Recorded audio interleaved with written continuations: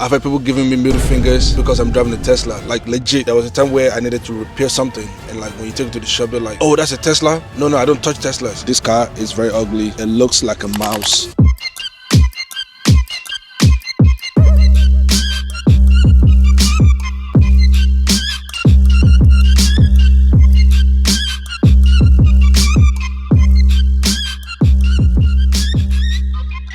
So it's been 90 days with my Tesla Model Y, and I have a lot to say. I have a lot to unpack, but it's dirty right now, the front, because I drive to a lot of places and I've driven this car to everywhere. Like I literally drove to New York twice in a week, and I cannot wait to share that awesome experience.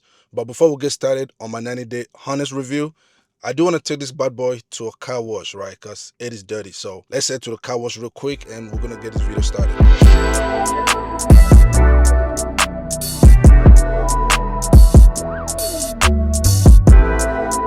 All right, so just got to the car wash, and the interesting thing about Tesla is you have to put it into car wash mode, and a lot of car wash companies, they're gonna be like, "Oh no, drive it in yourself." So we're probably gonna drive it in ourselves. Yeah, let's do it. Let's put the car in car wash mode. All right, so I'm about to enter the automated machine. I actually think it's probably better to hand wash the car, but that's a lot more expensive, and I really don't have the time for that. So I usually just bring it to the car wash, but we have to come here to the settings and put the car on car wash mode. So right there, car wash, enter car wash mode, and then I'm gonna fold the mirrors, drive forward. All right, let's enjoy the ride. Love me, you know I got it.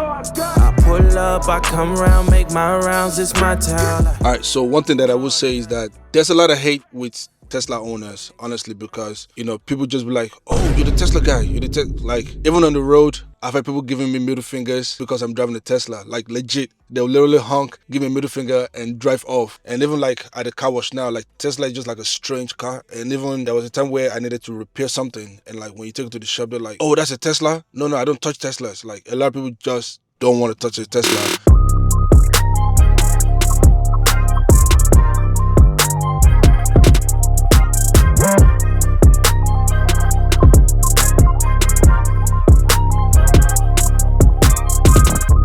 Oh my God, it is very windy right now, so I hope you can hear me clearly. But I do want to talk about an accident that happened to my car, which was I would say like one of the saddest moments for me, because about a month ago I was on my way to show a house. So if you guys don't know, I actually sell real estate, and I was on my way to show a house to a client, and I got on the highway. I was to the left side of the highway, and all of a sudden I saw the car in front of me swerve to the right, and by the time I looked to see why, I saw a deer like literally running at me, and everything happened in a split of a second. Long story short, I had a major accident with my brand new Tesla Model Y, and it wasn't just shocking. I was like, why? I've literally only driven this car for less than a month, and I'm already in an accident. And I've never really been in an accident because I'm a very safe driver.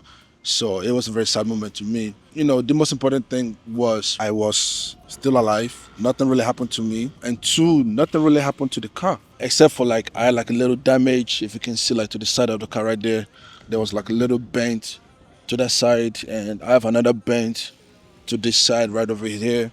And I was really sad because, I had a lot of plans, a lot of things that I wanted to do to the car, right? Like I wanted to wrap the car, and I had all these plans, and like it kind of just messed my plan up.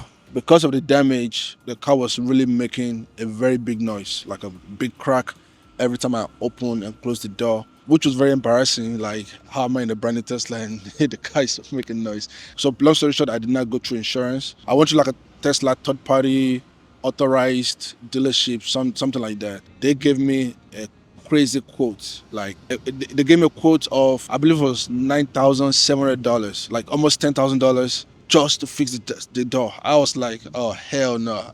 This does gonna be like that for a long time, because I'm not spending $10,000 on a car that I just bought and all this stuff just to fix the door. But luckily for me, I was able to find somebody on the street. Like I was literally just driving one day, and one guy was like, "Yo, I see the dent in your car.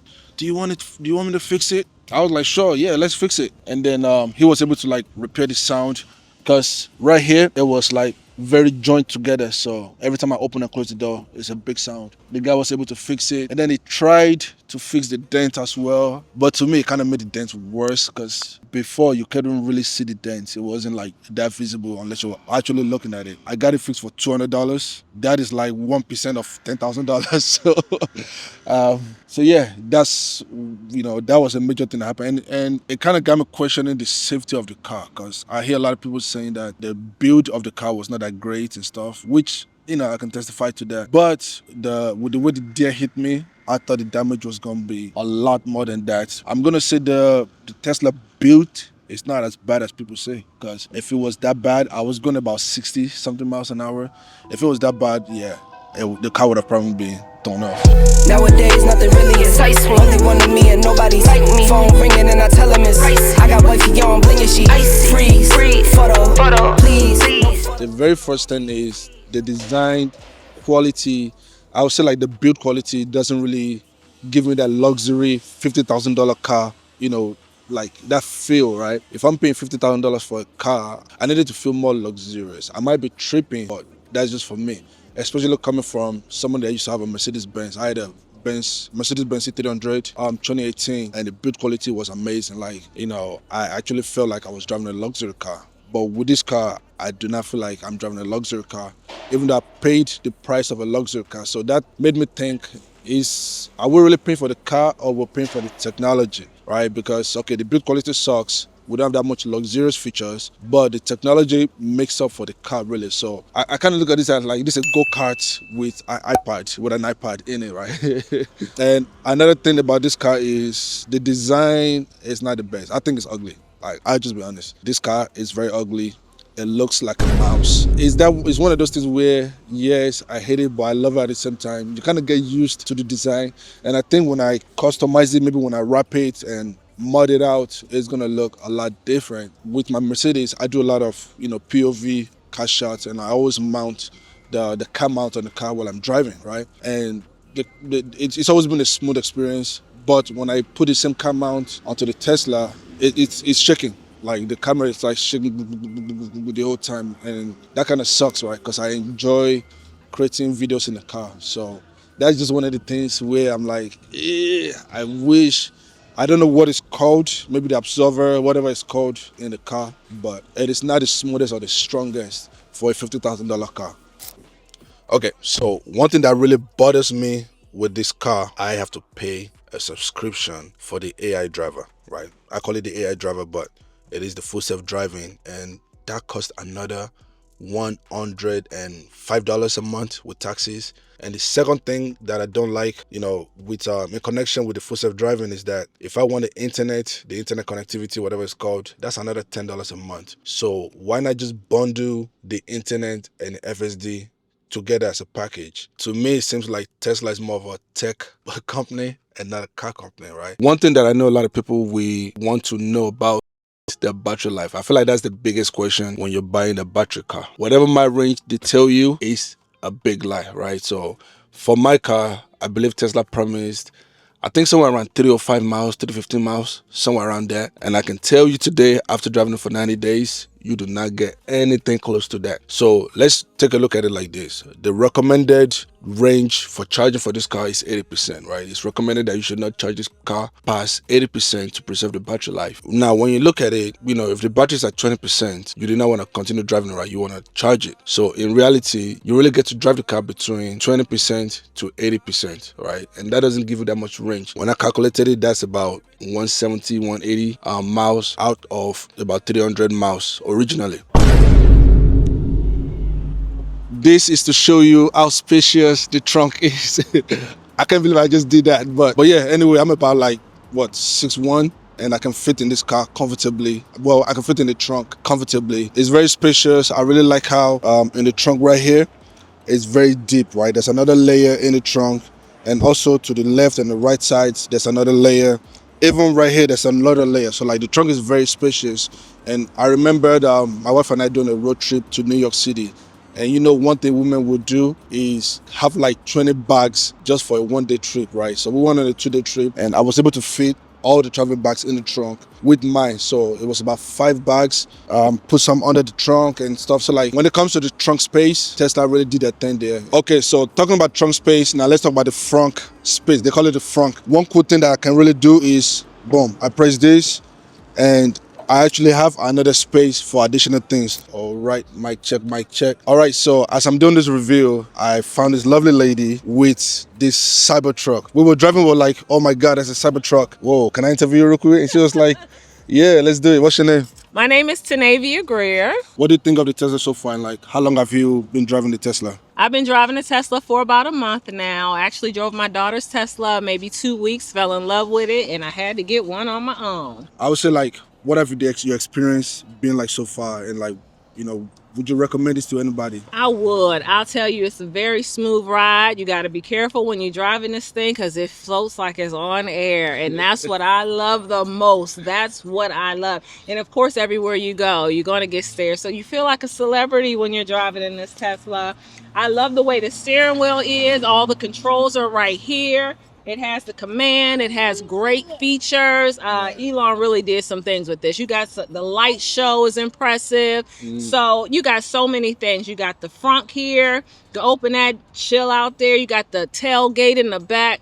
Right. There's just so many different features in this Tesla, and I haven't even begun to utilize them all yet. Right. Touchdown like the end zone. How long have you had your Tesla for? Man, I've had this Tesla for since June, so that's about 4 months. Everything has been phenomenal, but the one thing that I like is anytime I just enter my car, I don't have to wait for any engine to warm up. I just enter my car, click drive, and drive off. I mean, obviously, I like the way engine feels, the muscle cars and stuff like that. But in general, I just like electric. The only thing is the charging. When you go charge, you have to wait for like 30 minutes because, I don't own it home, so I have to like go charge my car. But when I do go charge my car, I just use that as an opportunity to just put out my laptop and just edit some videos. So it's a win-win. It's a win-win situation. I can't complain. I love it. Energy's here, you're not ready for the wham. Energy's raw, I've never been glam. Energy's sure like bars will land. Like a missile straight to the plan. Energy's more than everything, man. Energy's mad, don't mess with the ram. One of my favorite things to do in the city is to check out coffee shops. And while we were shooting this video, we made a stop to check out this new spot. Man, it was cold outside, so I got me a hot chocolate to keep the body warm. And what's interesting is that people saw us recording outside and they were curious about what we were filming. I got to meet new people and forge new connections. We talked about being a creator in DC and how we're behind comparing to cities like LA and New York. Energy, wham. With the energy, wham. To the energy. So my advice for anybody buying a Tesla is very important. Make sure you have a house with a garage. If you don't have a house with a garage, it's very important for you to have a means of charging the car that's going to be like cost efficient because the supercharging is quite expensive. I think that was the time I went to charge it for like 50-60%. And it cost me about $25, which is a lot. Comparing to when I charge at home, it literally cost me about $25 a week. And I drive about 500 miles a week. That means it's costing me about $100 a month. Give or take, let's say like $120 a month. One of the things I really like that they've done is they simplified the buying process. Like buying a Tesla is just like going on Amazon and ordering something. Like I literally just go on the website, I pick, okay, I want a Model Y, I pick it, I customize the color, I want it to be white, right, the inside, and then I put a $250 deposit and I press order and they're like, okay, in 2 weeks, come pick the car. The second thing that I really like about this car is, it gets smarter and smarter every day. Like there's literally software updates every 2 weeks or every month or so, right? One thing I did not expect a car to have is the ability to diagnose itself. Like I can't stress how big of a deal this is, right?